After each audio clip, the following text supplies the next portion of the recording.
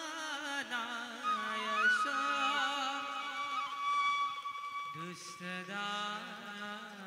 दुष्टदानव द्वारक दुष्टदानव द्वारक दुष्टदानव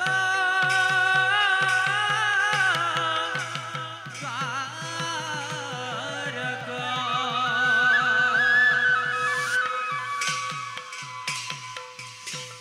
प्रवेश राखी ताल एक ताल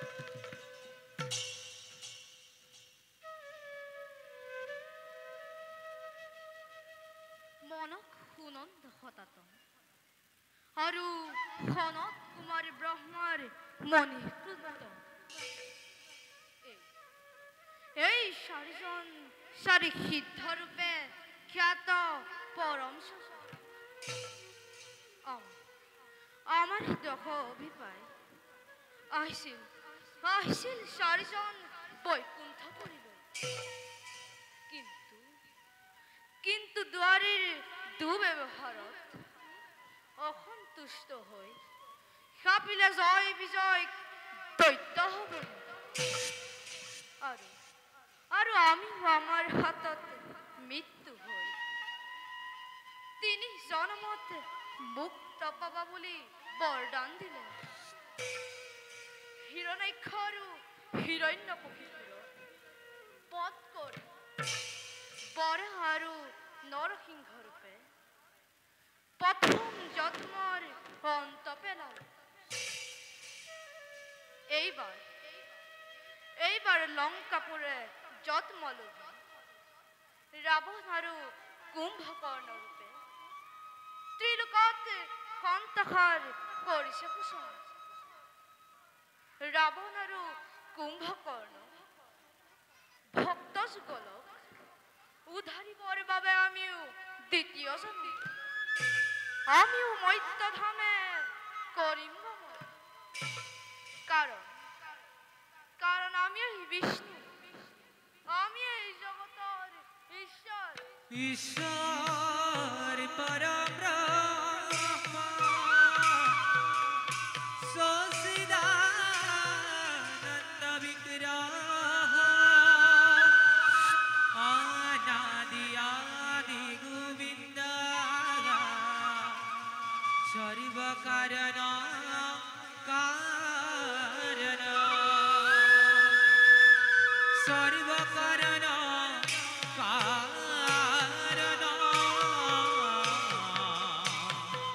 সৰ্বকাৰণ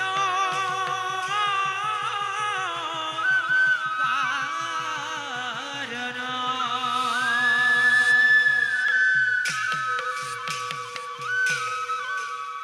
এতিয়া যাওঁ তাৰে ব্যৱস্থা নহয়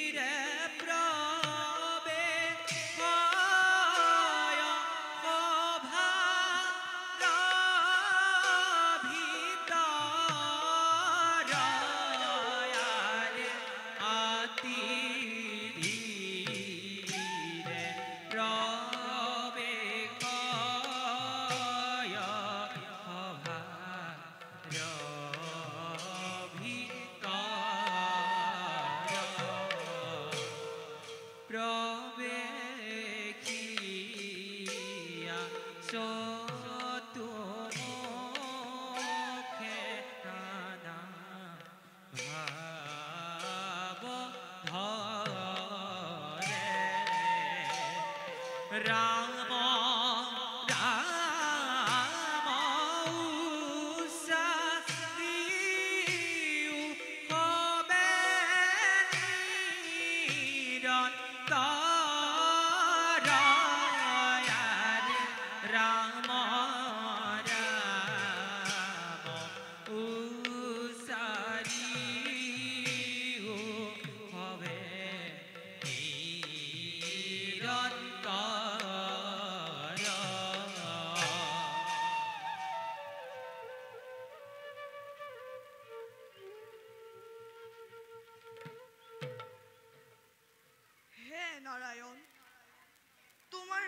মহিমা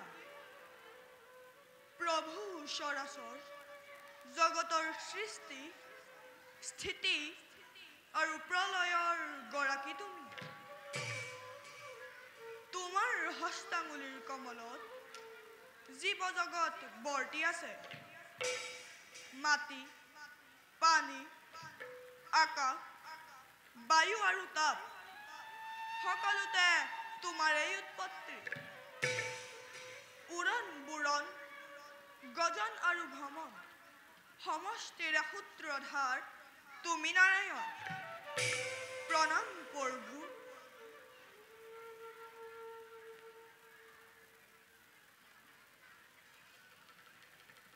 কৃষ্ণ হরি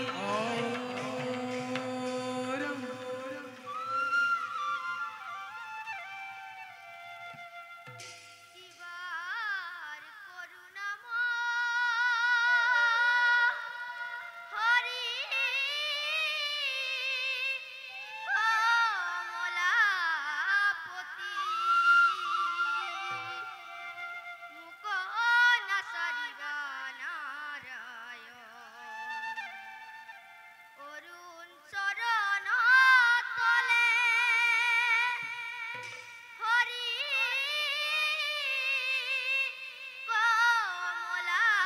কমলাপতি হইতে হইতে পকিলু কর হইতে হইতে পকিলু কর নারায়ণ নারায়ণ নারায়ণ প্রথমে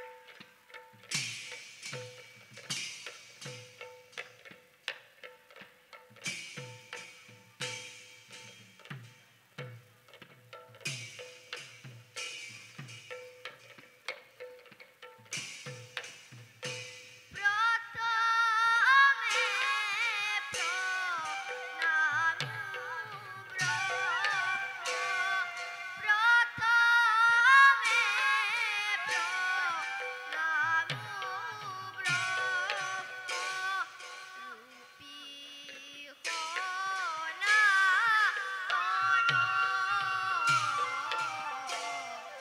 রূপী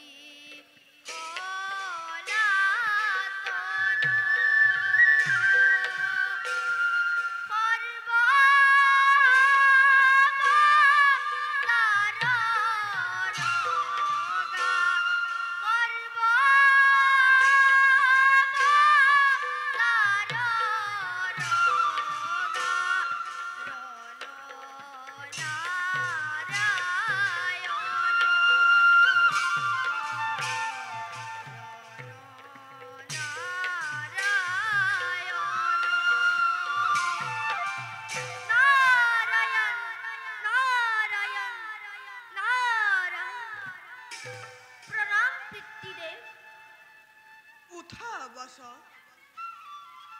শুনা আমাৰ শিৰত এক গুৰুত্বৰ দায়িত্ব হৈছৰ্পিত বিষ্ণুৰে আজ্ঞা পালনৰ বাবে আমি অগ্ৰসৰ ল'ব লগা হ'ল পিতা বিষ্ণুৰে কেনে আজ্ঞা বাছা পিতা বৈকুণ্ঠৰ দুৱৰী জয় বিজয় পুনৰ জনমৰ ব্যৱস্থা আৰু মৈত্ৰলোকত ৰাম নাম প্ৰচাৰ কৰা জয় বিজয় পুনৰ জনম ৰাম নাম প্ৰসাৰ নাৰায়ণ নাৰায়ণ কিন্তু সৃষ্টিকৰ্তা এই কাম কেনেদৰে সম্পূৰ্ণ হ'ব বাছা পিতা এই সমস্ত কাণ্ড ঘটাৰ বহু পূৰ্বে এক মহাগ্ৰন্থ প্ৰণীত হ'ব লাগিব য'ত ভগৱান ৰাম অৱতাৰৰ সম্পূৰ্ণ লীলা বৰ্ণিত হ'ব লাগিব ৰাম নামৰ প্ৰচাৰ প্ৰসাৰ মহাত্ম্য ঘটাব লাগিব আৰু এই মহাকাব্যৰ নাম হ'ব ৰামায়ণ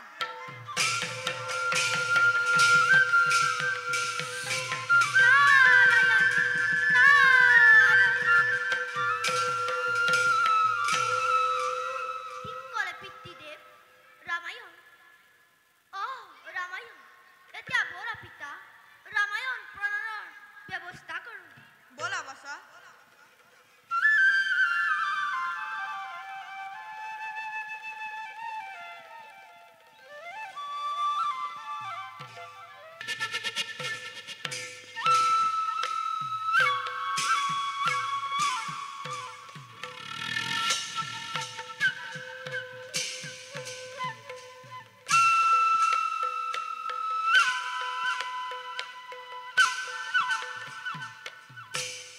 আরে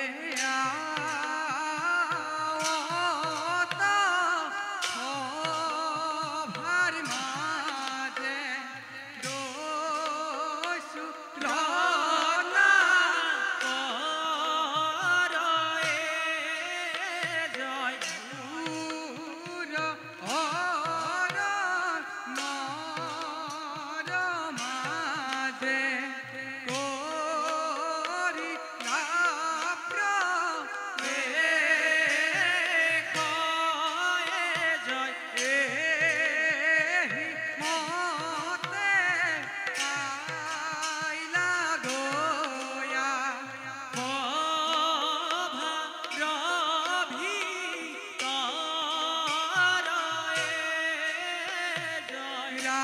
রাম হরি রাম হরি বুলা হরব জয়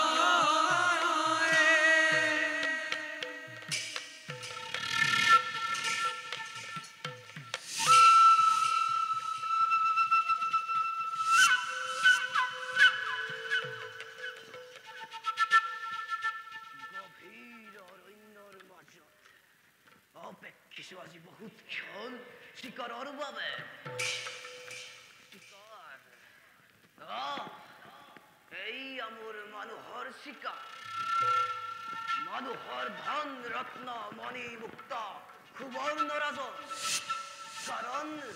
কাৰণ মই দস্যু ৰত্নাকৰ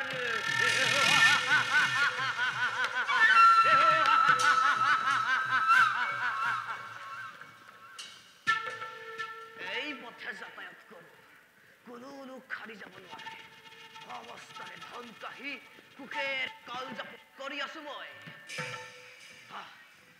হৌবা দুটি মানুহৰ আগমন ঘটিছে বহিয়া মই এই গছৰ আৰতে অপেক্ষা কৰি সিহঁত আহক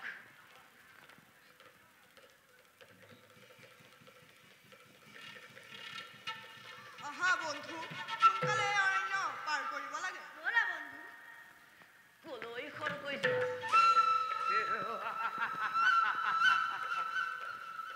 দেখিছা নহয় এই তামোল তোমালোকৰ আজি ৰক্ষা নাই কোন তুমি আৰু কিয় আমাৰ পথ ৰুদ্ধ কৰিছা মোক সুধিছা মই ডকাইত ৰত্নাকৰ ডকাইত দোকান কিন্তু হে আদৰ্শ আমি নিজেই ভিক্ষা দিয়া ঘৰে কি পাবা আমাৰ অন্য স্থানে যোৱা কি মোক উপদেশ দিয়ে ইয়াক আজি ৰবা ৰত্নাকৰ ৰবই নাই পাখণ্ডহঁত তহঁতৰ হাতত ধন অৰ্থ যি আছে সোনকালে দে পলম নকৰিবি দিম দস্যুবৰ যি আছে সকলো দিম কিন্তু কোৱাচোন এনে এদৰে ডকাইতি কৰি অসংখ্য ধন মুদ্ৰা আত্মসাৎ কৰা নহয়নে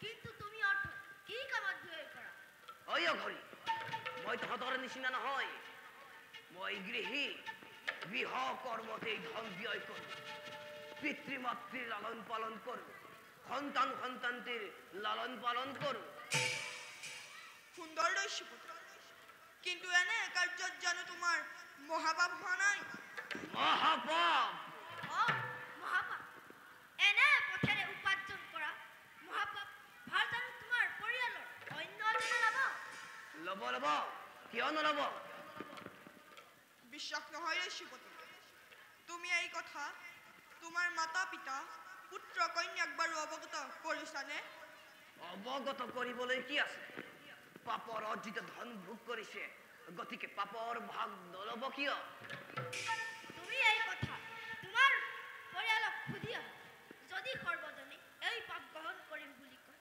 তুমি তোমাৰ ইচ্ছামতে আমাৰ ওপৰত ব্যৱস্থা ল'বা আৰু সেই সুযোগতে তহঁত পলাবি নহয় জানো নপলাও লৈছো পুত্ৰ প্ৰয়োজন বোধ কৰিলে আমাক বৃক্ষত বন্ধন কৰি যোৱা হ'ব তেন্তে দুয়োকে জপতীয়া বান্ধেৰে খুব বৃক্ষতে বান্ধি থৈ যাওঁ চাবি কিন্তু বান্ধ মোকলোৱাৰ চেষ্টা নকৰিবি নহ'লে শেষ কৰি দিবি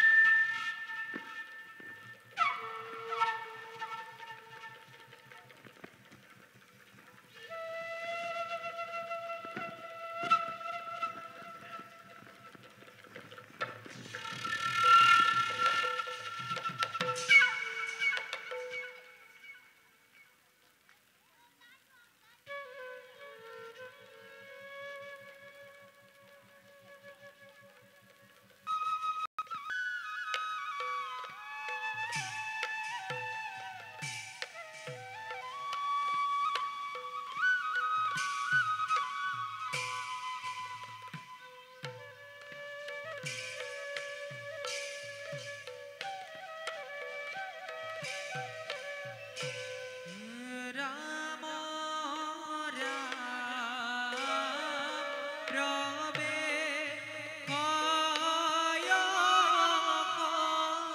ভান মাঝে শ্রবণ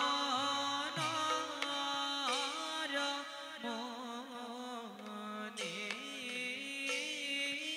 রাম হাতে কমণ্ডলু লয়া দেখিতে খুব ভান আরে হাতে কমণ্ডলু লয়া দেখিতে খুব ভান রাম রাম এহি মতে পাইলা গয়া সভার ভিতৰ রাম রাম হরি রাম হরি বুলানি নিরন্তর আরে রাম হরি রাম হরি বুলানি নিরন্তর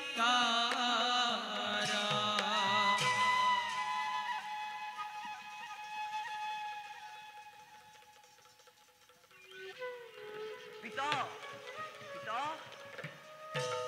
কি হৈছে বাছা পিতা মই অৰণ্যৰ মাজত দস্যু বৃত্তি অৱলম্বনেৰে আপোনাক ধৰি পুত্ৰ পত্নীক ভৰণ পোষণ কৰিছো আৰু এই কৰ্মত মোৰ বোলে অপৰাধ হৈছে মোক বোলে মহাপাপে মেৰিয়াই ধৰিছে বাছা পিতা দস্যুৰ বৃত্তিৰে অৰ্জিত ধন জানো মই অকলেই ভোগ কৰিছো তেনেহ'লে এই মহাপাপ কেৱল মোৰেই নে এই মহাপাপ সমস্ত পৰিয়ালৰে নহ'ব জানো আপুনিও নহ'বনে পিতা পুত্ৰ তেন্তে তোমাৰ এই পাপভাগ তুমি এই পুত্ৰ তেন্তে তেন্তে মই মোৰ পুত্ৰ পত্নী কন্যাক সুধিব লাগিব মোৰ দ্বাৰা কৃত এই মহাপাপৰ ভাগ তেওঁলোকে ল'বনে নলয় মই আহিলো পিতা মই আহিলো পুত্ৰ ৰত্নাকৰ কি হৈছে যাওঁ ধন্যৰ জৰিয়তে পুত্ৰ দৰ্শন চলাংগৈ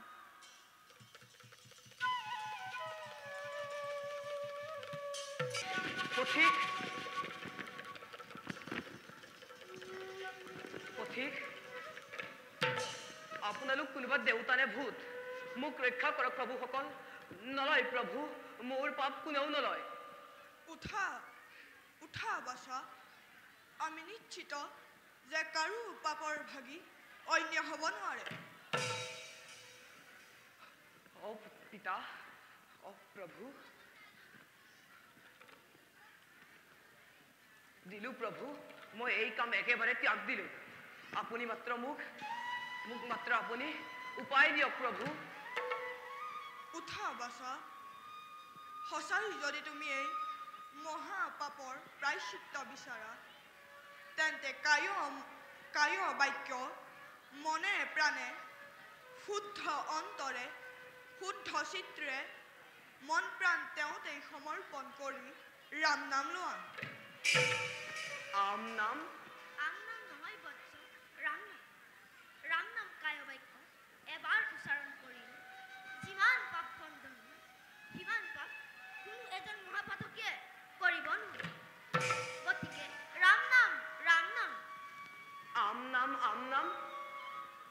বাছা, পাতকীৰ মুখত ৰাম নাম উচ্চাৰিত নহয়, গতিকে অন্য পথ ল'ব লগা হ'ল। বাছা ৰত্নাকৰ, প্ৰভু সৌজোপা বাৰু কি গছ? আম প্ৰভু। জীয়ানে মৰা? মৰা মৰা প্ৰভু মৰা। হয় বাছা, এই মৰা মন্ত্ৰই তোমাক উদ্ধাৰ কৰিব। মৰা মন্ত্ৰ? বৎস, তুমি এই মৰা মন্ত্ৰ উচ্চাৰিব লাগিব। ভাল প্ৰভু। মৰা মৰা মৰা এনেদৰে নহয় বৎস, কুশাসনত বহি শুদ্ধ চিত্তে মই মন্ত্ৰ উচ্চাৰিব লাগিব। ভাল প্ৰভু। মৰা মৰা বাছা, প্ৰভু। এনেদৰে নহয়।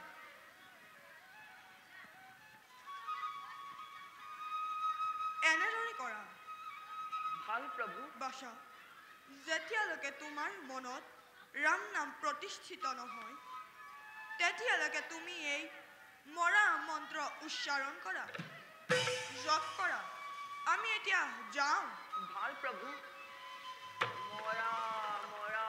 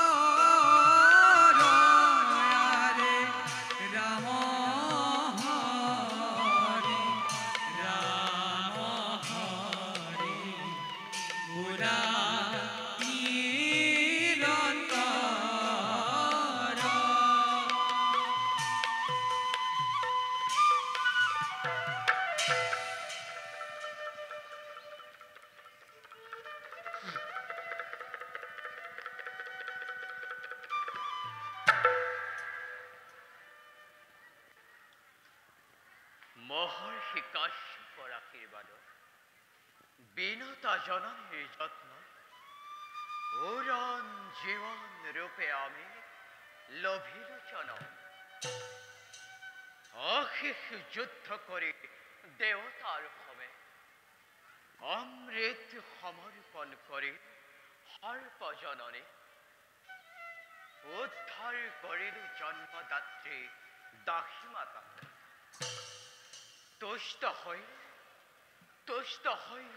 মহাবিষ্ণু সৃষ্টিৰ পালকে ভক্ত ৰূপে আঁকোৱালি লৈ বাহন রূপে আমার করিলে প্রকট।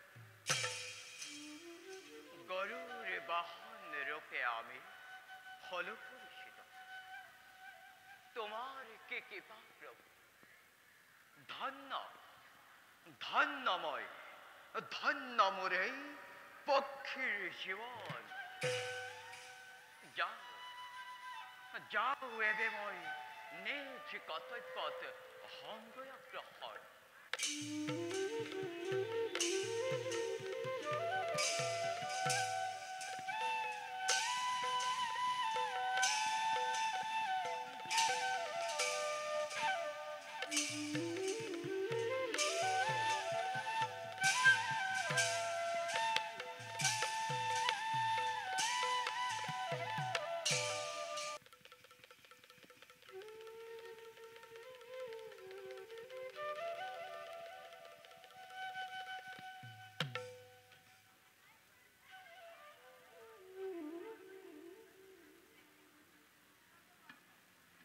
বিষ্ণুৰ নাম প্ৰচাৰৰে মহাকাব্য ৰামায়ণৰ সৃষ্টি কৰা কৰ্ম মোৰ অতি সমাগত।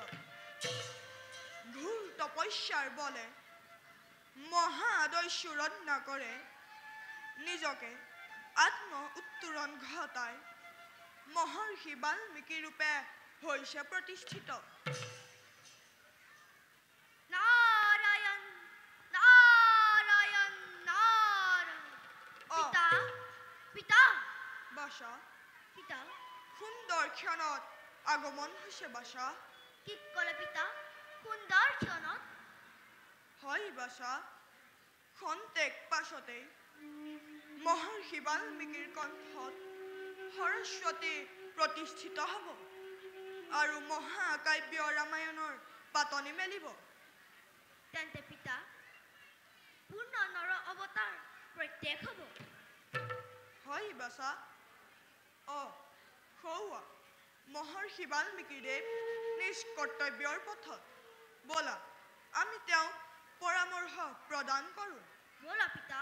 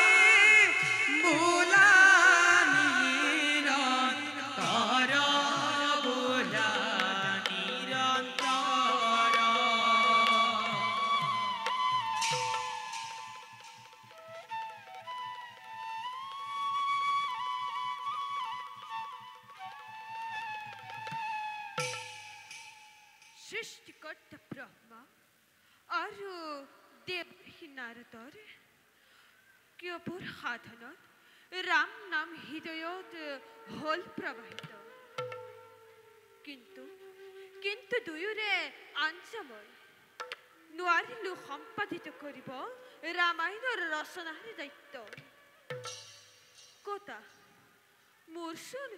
মোৰচোন একোৱে নাই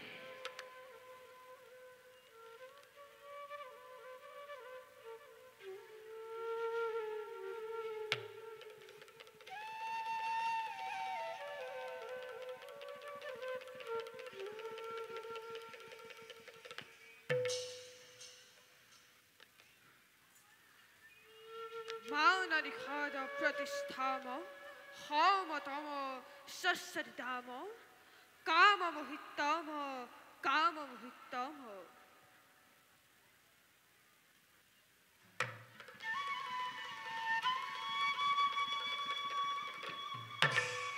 বৎস প্ৰণাম সৃষ্টিকৰ্তা প্ৰণাম দেৱৰ্ষি উঠা বৎস এই যে কলা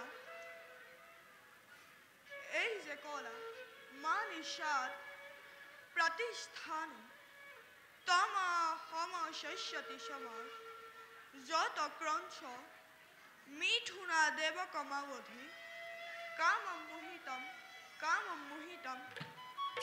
মোহিতম বুলি ব্যক্ত কৰিলা এই চন্দ্ৰবদ্ধ শ্লোক প্ৰভু এনে শ্লোকেই ৰামায়ণ ৰচনা কৰে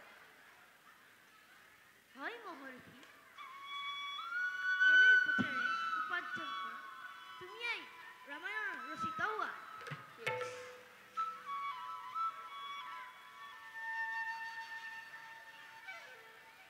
প্ৰভুসকল বৎস কোনো চিন্তা নকৰিবা ভগৱানৰ নৰ অৱতাৰৰ বৰ্ণনা কৰা ধৰ্মৰ জয় অধৰ্মৰ পৰাজয়ো প্ৰত্যক্ষ কৰা আমি এতিয়া যাওঁ ভাল প্ৰভু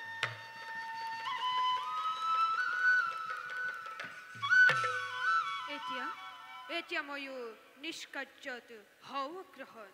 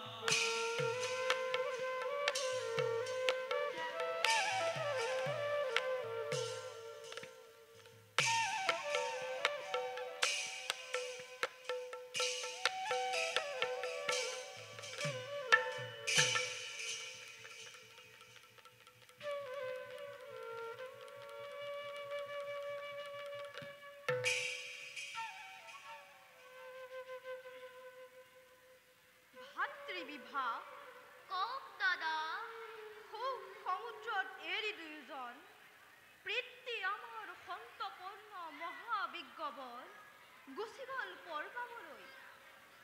হয় দাদা, শৈশৱত দুয়োজনকে এৰি জন্মদাত্ৰী জননী দেৱীয়ে কেতিয়াবাই মেলানি মাগিলে। হয় ভাই, কিন্তু কিন্তু কি দাদা? স্নেহৰ অনুজ দাদা, এতিয়া পৃথ্বীৰ আত্মস্বাৰ্থৰ ব্যৱস্থা ল'ব লাগে। হয় দাদা, সেয়েহে মৃতকৰ এই কৰ্মত প্ৰচুৰ অৰ্থ কৰিৰ প্ৰয়োজন হয়। দান দক্ষিণা কৰিব লাগিব। মৃতকৰ উদ্দেশ্যে পিণ্ডদান কৰিব লাগিব। হে অগ্ৰজ, পিতৃৰ বোলে কিছু সঞ্চিত মোহৰ আছিল। আছিল ৩ কোটি স্বৰ্ণ মুদ্ৰা পৃথ্বীৰ শয্যাৰ তলত পুতি থোৱা আছে। দাদা, ভাই, মোৰ মনত এটা ভাৱ হৈছে। মই ভাবো পিতৃৰ সঞ্চিত অৰ্থ পিতৃৰ স্বাৰ্থত ব্যয় কৰোঁ। পুতি থোৱা ধনৰ জানো কিবা মূল্য আছে? বিভা, দাদা, ভাতৃ বিভা, দাদা, তুমি যি কৈছা সেয়া সত্য, কিন্তু পৃথ্বীয়ে কি অৰ্থত মুদ্ৰা সঞ্চয় কৰিছিল তাক আমি নাজানো। ই জানো সত্য, পিতৃৰ সঞ্চিত অৰ্থ পিতৃৰ স্বাৰ্থত ব্যয় কৰাটো জানো অপৰাধ? মৃতকৰ লোকত পৰিমাণে নহয়। দাদা, ব'লা যাওঁ আমি বৈশিষ্ট্য আশ্ৰমে। ব'লা ভাই।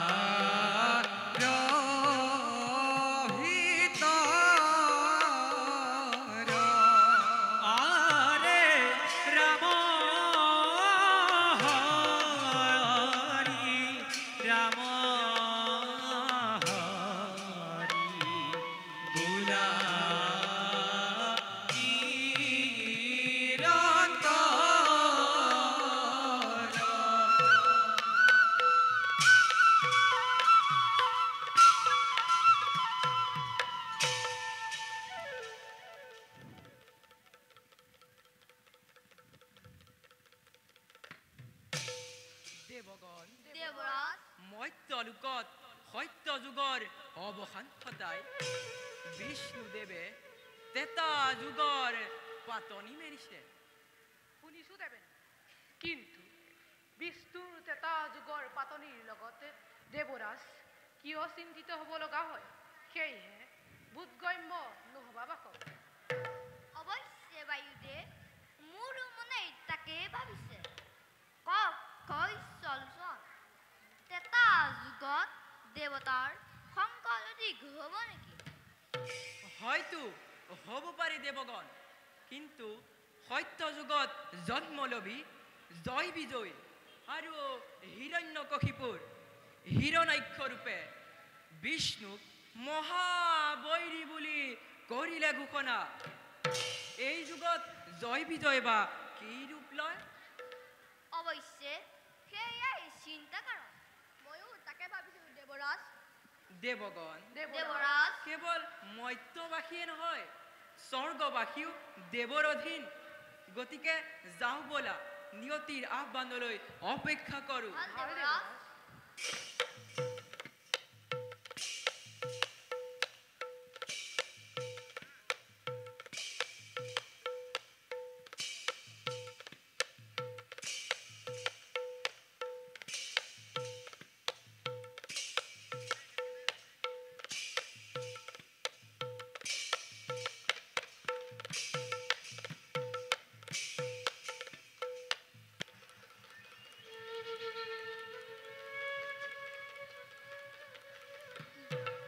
বৈশিষ্ট্য দেৱৰ পৰামৰ্শ অতি সন্তোষজনক, কিন্তু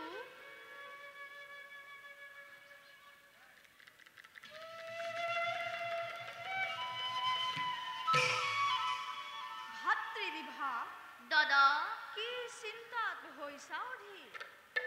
দাদা মই কুলগুৰু বৈশিষ্ট্যৰ পৰামৰ্শ ললো। কিহৰ পৰামৰ্শ? পিতৃৰ উচিত ধনৰাশিৰ পৰামৰ্শ। বৈশিষ্ট্যই কি ক'লে? বৈশিষ্ট্যৰ মতে আমি উচিত ধনৰাশি 5 ভাগত ভাগ কৰিব লাগিব। কেনেকৈ? দাদা পিতৃয়ে আপোনাৰ গৃহত মৃত্যুবৰণ কৰিলে আৰু আপোনাক সকলো মোহৰৰ কথাও ব্যক্ত কৰিলে। গতিকে আপোনাৰ 2 ভাগ আৰু মোৰ 1 ভাগ। বাকী বাকী 2 ভাগৰ 1 ভাগ পিতৃৰ শ্ৰাদ্ধত ব্যয় কৰিম আৰু 2 ভাগ দুখীয়াক দান কৰিম। সুন্দৰ পৰামৰ্শ ভাই। তেন্তে মোহৰসমূহ উলিয়াই আনোগৈ। বিভাগ, বৈশিষ্ট্যৰ পৰামৰ্শ এই সুপ্ৰতাপে নামানে। আৰু তই কি কৰিলি? বিভাগ, দাদা তই দুটি অপৰাধৰ অপৰাধী হৈছ। দাদা প্ৰথমে আমাৰ গুপ্ত ধনৰ সন্ধান অন্যক দিছ। দ্বিতীয়তে ব্ৰাহ্মণৰ গৃহৰ কথা পৰক ব্যক্ত কৰিলে ব্ৰাহ্মণ গৃহদ্ৰোহী হয়। দাদা ক্ষমা কৰা, ভাতৃ তোমাৰ।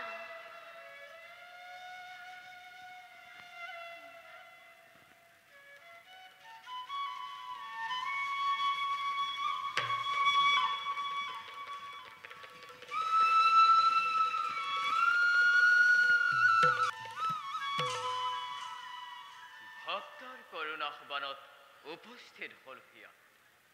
দেখিল সৌ কশ্যপ গজেন্দ্ৰৰ। এতিয়া গজেন্দ্ৰক মুক্তিৰ কাৰণে লৈ গৈ সুদূৰত ভক্ষণ কৰোগৈ।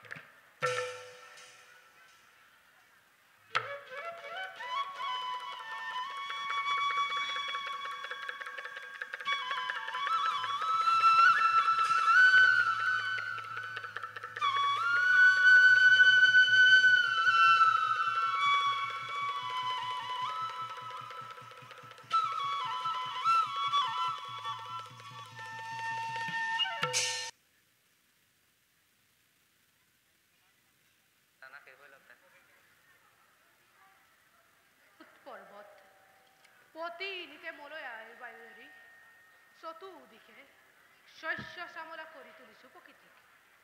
আৰু সেইবাবে মলয় পৰ্বত বোলে। এই মৰুতক যাওঁ, বসন্তৰ আগমন অতিকেই কাষত। মলয়া বায়ুৰে পূৰ্ণ কৰোঁগৈ মলয়ক।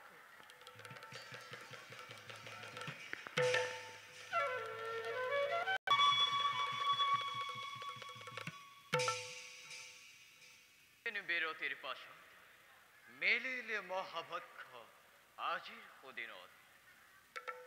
কশ্যপ আৰু অৰ্ধাংগ হস্তে ভক্ষণ কৰি অতিশয় পুষ্ট হৈছো মই। বাকী থকা অংশ ভক্ষণ কৰি অচিৰেই প্ৰদূষণ মুক্ত কৰো এই জম্বুদ্বীপ।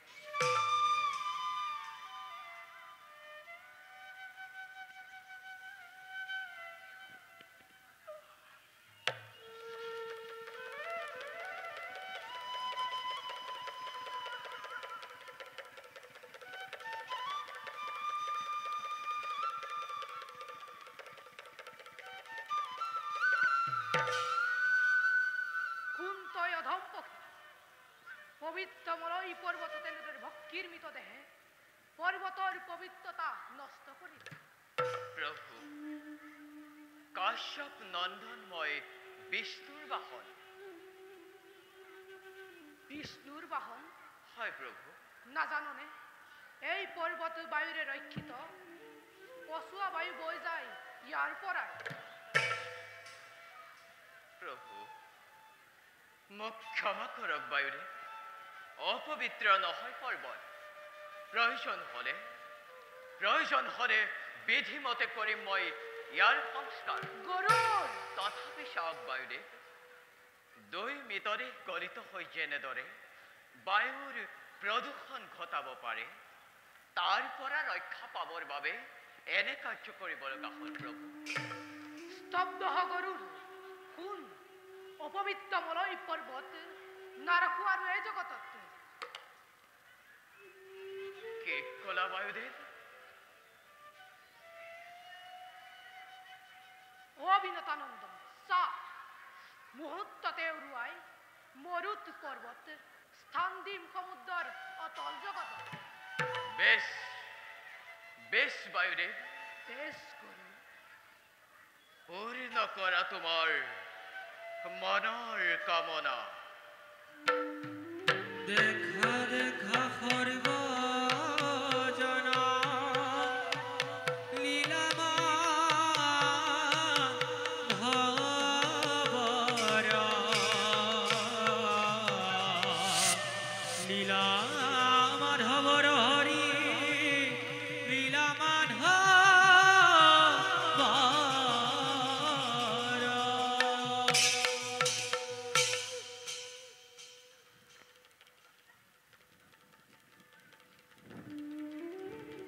প্ৰলয় দেৱগণ, প্ৰলয় মহাভক্ত গৰুৰ বাহন, ৰক্ষা কৰা ব্ৰহ্মাৰ স্বজন। ৰবা পক্ষীৰাজ, সৃষ্টিকৰ প্ৰভু। পক্ষীৰাজ প্ৰভু বায়ুৰ অবিহনে সৃষ্টি নৰয়। দয়া কৰি বায়ুৰ জয় দিয়ক। কেনেদৰে প্ৰভু?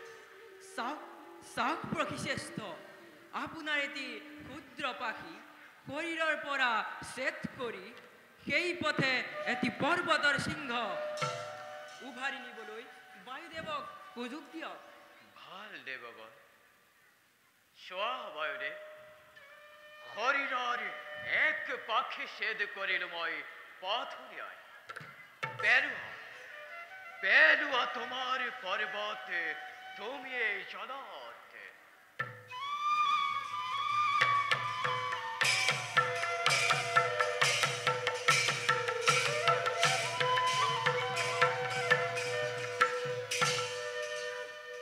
নিয়া বায়ুদেৱ, নিয়া। আমাৰ কৰ্তব্য ইয়াতে শেষ।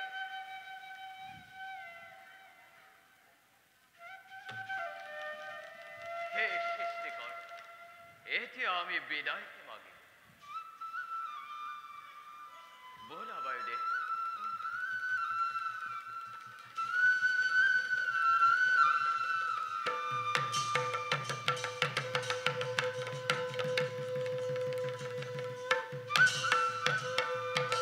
শান্তি শান্তি শান্তি। সৃষ্টিকৰ প্ৰভু মৰুত পৰ্বতৰ পুষ্ট মহাসিন্ধিৰ মহাজলেধিক হওক এক নতুন সৃষ্টি। নাম যাৰ হ'ব লংকাপুৰ। লংকাপুৰ হয় চতুৰা, আপুনি লংকাপুৰ নিৰ্মাণ কৰি ৰাক্ষসৰ নিবাসস্থলী ৰূপান্তৰ কৰক। মই এতিয়া যাওঁ। ভাল প্ৰভু।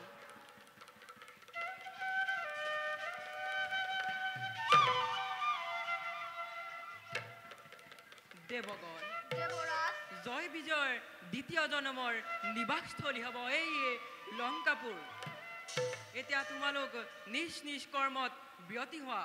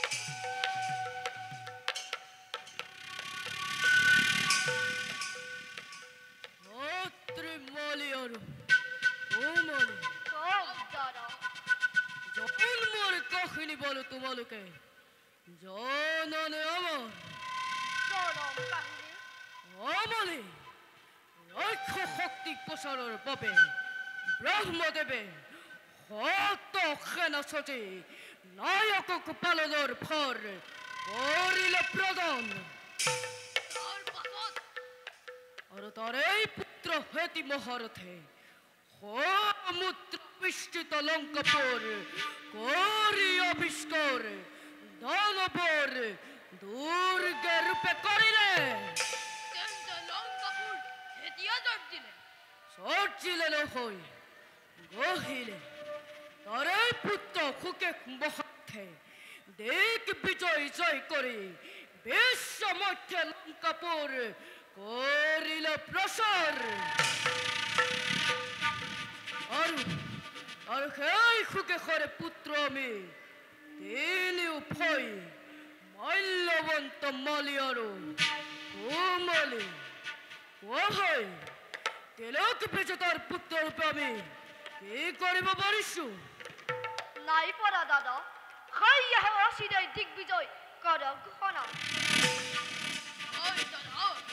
যুদ্ধৰ অবিহনে ৰাক্ষসৰ বিফল দিব গতিকে উপযুক্ত যুদ্ধৰূপে দেৱতাক কৰি নিৰ্বাচন অমৰাৱতী কৰো আক্ৰমণ অমৰাৱতী অমৰৰ যে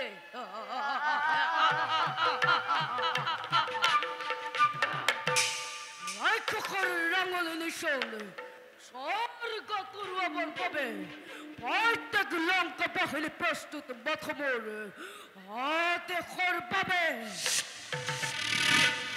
লংকেশ্বৰ হয় হস্তি ৰথ ৰথী সেনা পদাপতি সদায় প্ৰস্তুত যুদ্ধৰ কাৰণে ৰাক্ষসৰ মাথো ৰণৰ প্ৰয়োজন সেয়েহে যুদ্ধৰ কৰো সমাপন ওই লংকেশ্বৰ আৰেক লৈ ৰাক্ষসৰ সেনা হাতে লৈ মুখল ঢাল তৰোৱাল আৰম্ভি দুৰ্দশ সংগ্ৰাম ৰাক্ষস আমি সেয়েহে আমাক যুদ্ধ লাগে শত্ৰু ৰণ লাগে